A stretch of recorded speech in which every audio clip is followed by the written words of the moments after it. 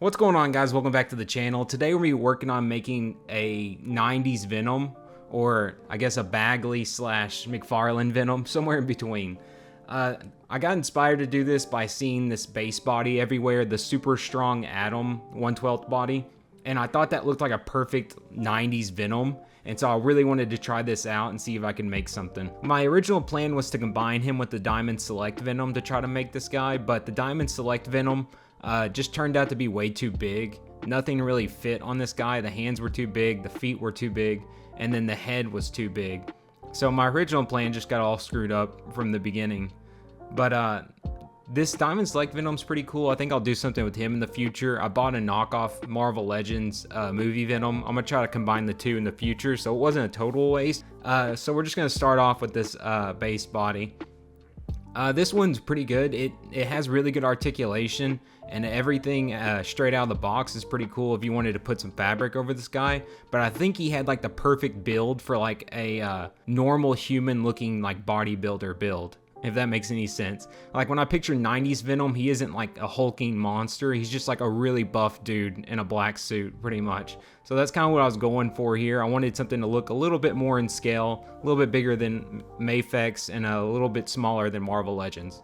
I'm gonna start off by dyeing all these parts. As you can see, I scrubbed them all with some dish soap, and I'm just mixing in some synthetic dye with some boiling water. And I dropped in everything except for the torso and the chest. Those are two parts I'm painting, and so I didn't really want to dye those because sometimes the paint just absorbs that dye and it never looks right after you dye it. So I try to avoid dyeing the parts I'm going to paint later, but all these parts are just going to stay black, so they went into the dye, and I matte coated those afterwards so everything would match up when I was all done. So here's everything assembled as far as I wanted to right now. Everything turned out really good. All of the articulation points, there's no chipping or anything, which is my main reason for wanting to dye these rather than just paint them black.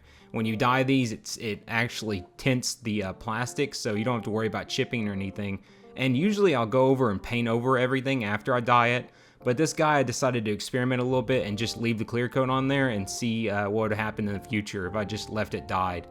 But you can see the hands, I dyed them and I painted the squares on the back, or the rectangles on the back, white, and you can see the dye bleeding through to the white paint.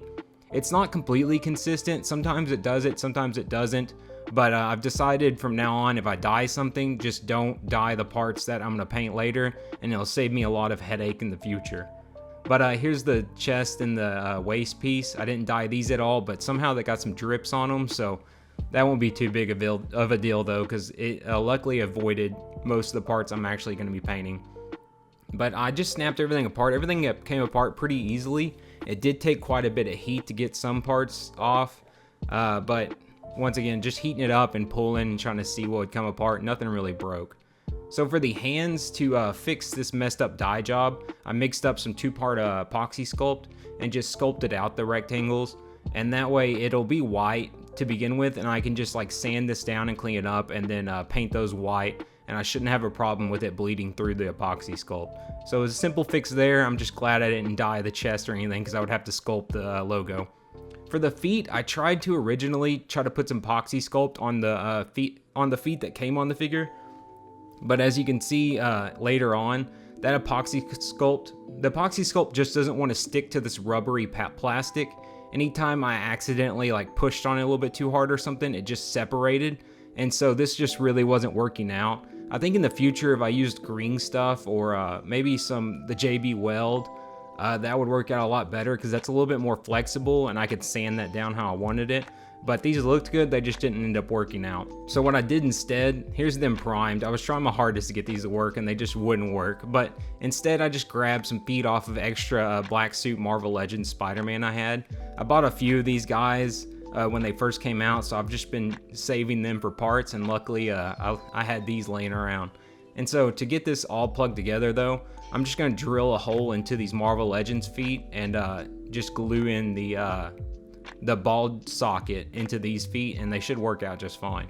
And I didn't really film a ton of this because this was a very slow process. I didn't really have a template or anything. I was just kind of eyeballing it and making up as I go along, just coming up with what I was gonna make the logo look like. I just thinned down some white paint a ton, and just went around and tried to, I guess, get a rough sketch of where I wanted the logo to be and what I wanted it to look like. I was using a lot of reference photos of just 90s Venom and other action figures like the Mondo Venom and the Marvel Legends Venom from Spider-Man the Animated Series to try to get an idea what the logo would look like. And it helped a lot just to kind of break it up into separate shapes in my mind. So like that top head is just a circle, of course, but then I cut the bottom up into a rectangle and painted that rectangle on. And I could just use the musculature on him to kind of mirror it back and forth and get a good idea of where everything was lining up, so I could get it pretty even, or I guess pretty well mirrored across. It's kind of confusing, but you can see here what I'm doing. I'm just kind of very roughly like painting out an outline of what I want. And then since the base body is just black, it's really easy to just come in and cover up this white paint, especially if you do really thin coats. And you can get a nice solid template and then just fill it in with like 4 or 5 coats of white. But you can see here, this is after like 4 or 5 coats of white. And the front, I've been working on it while I was doing the back. I'd let one side dry and work on the other one.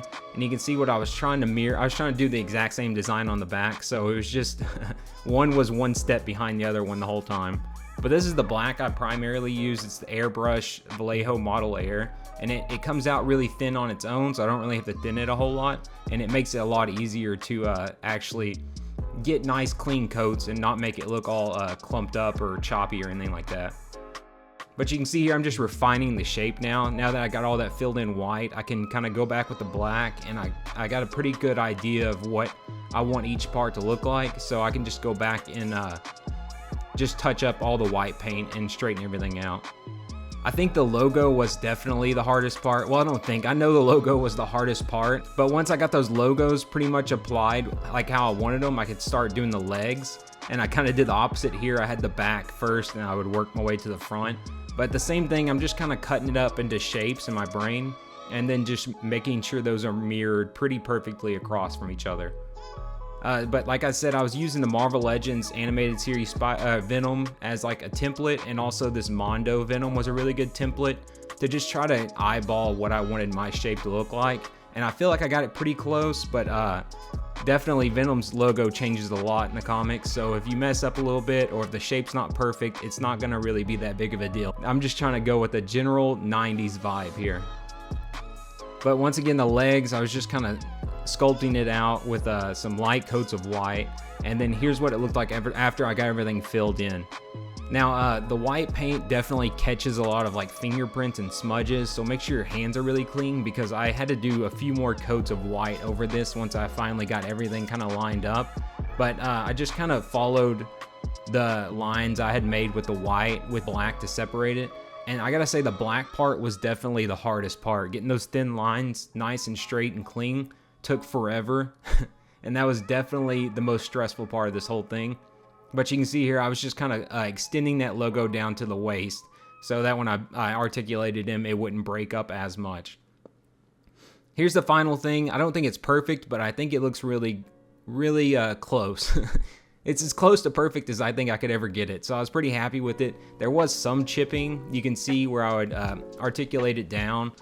You could see where it was smudging a little bit, and that's pretty easy to clean up. I just took some sandpaper, sanded that down, and recoated it a couple of times with some white. The back is not perfect. I think I could have made that logo thinner at the bottom, but nobody's really gonna be staring at the back. As long as the front looks good, I'm good with it. So he looked as close as I think I could have got him, and it took way too long, so I was pretty much done with him at this point. For the heads, these are from a 1/6 scale statue. I just uploaded the files in a blender, made a hole in the head, hollowed it out so I could stick it on this body. But I just primed them all with white and then used this Pro Acryl, I think it's called, bold titanium white. I bought this forever ago. I hate the bottles though, so I just trying to get rid of it as quick as possible. And then I used this Vallejo black. I ran out of my air black, so I had to resort to using this for the head. But I just primed them white and then started filling in all the black parts as close as I could with a hand brush. After I got a bunch of the black filled in, I went back and painted his mouth just red as a base coat.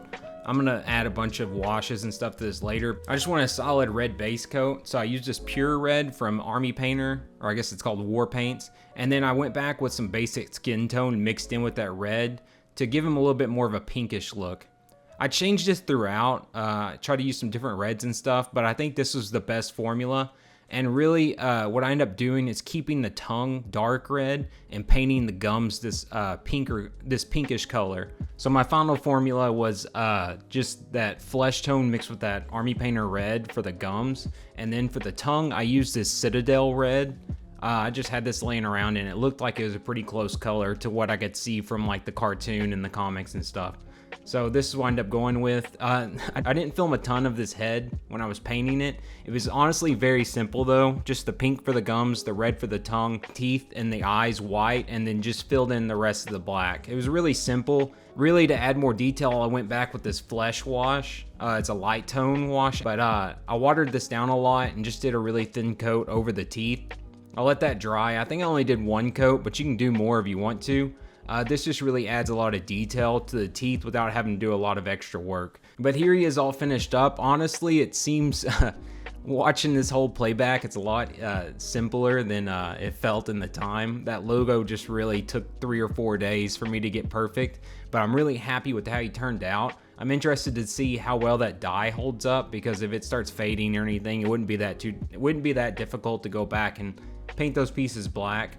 But I'll let y'all know if it ever fades really bad. But thanks for watching, guys. Let me know what your favorite Venom is, because I just was always obsessed with the McFarlane Venom as a kid, and I always thought it was perfect that he just was like a super buff dude in a alien costume. That always seemed so weird and so cool. So I knew I had to get one of these on the shelf, and I just haven't seen anybody make one that I thought looked perfect. But I think I got kind of close there, but hopefully Mafex comes back one day and makes a bigger one. But let me know what you guys think in the comments. Thanks for watching as always, and hopefully I'll see you guys next time.